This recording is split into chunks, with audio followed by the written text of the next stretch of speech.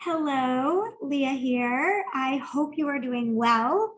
I am recording this on Monday, November 14th, and I am just here to offer 2 tips for you if you are an SHSAT student and you are going into test week.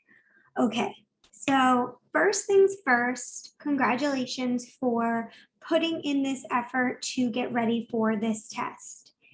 Even if it doesn't go in the direction that you want it to go, it is not going to be the end of the world. You will likely find yourself in a high school that is going to support you and help you for your future. So I do want you to remember that. Secondly, now is not the time to start cramming and learning a whole bunch of new things. Usually when we try to do that, we get some things discombobulated into our head and then we tend to forget them anyway. So I would like you to focus on 2 things this week that I think could make a difference on test day. Okay, so here is the first thing I want you to do. First thing I would like you to do is go back to old practice tests. And what I want you to do with these practice tests is take a look at the questions you got wrong. Hopefully you've already went through them, but out of the ones you got wrong, I want you to pull out the ones that you're like, I was close here, or I could have gotten this one correct. And I want you to see how well you understand it. So can you explain it back to somebody else? If the numbers were changed around, would you be able to get it right? Can you just redo it and see how you do? See if you get the right answer.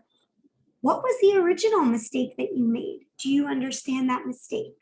Okay, so that is the first thing I want you to do. Pick out questions from old practice tests. So instead of trying a whole bunch of new questions, go back to those questions. Really try to grasp them. And I'm not saying all of them. I'm saying the ones that you were close on or like kind of understand. Make sure you understand them more, okay? And then my second tip for this week is going to be to brush up on your computational skills. That includes operations with fractions, converting fractions to decimals, integer operations, division. So using the standard algorithm to divide, dividing with multi-digit numbers, dividing with decimals, knowing the rules for when we're dealing with positive and negative numbers, absolute value, those types of things. Now is an okay time to practice those things because maybe in school you've been looking or you've been working a little bit more with a calculator and therefore you are not super fresh on all of your skills. I want you to feel better about those. And there's plenty of resources online. If you have any questions about that, I'm happy to point you in the right direction. But if you just Google operations with fractions, you'll be able to find a worksheet. Or operations with integers, same thing.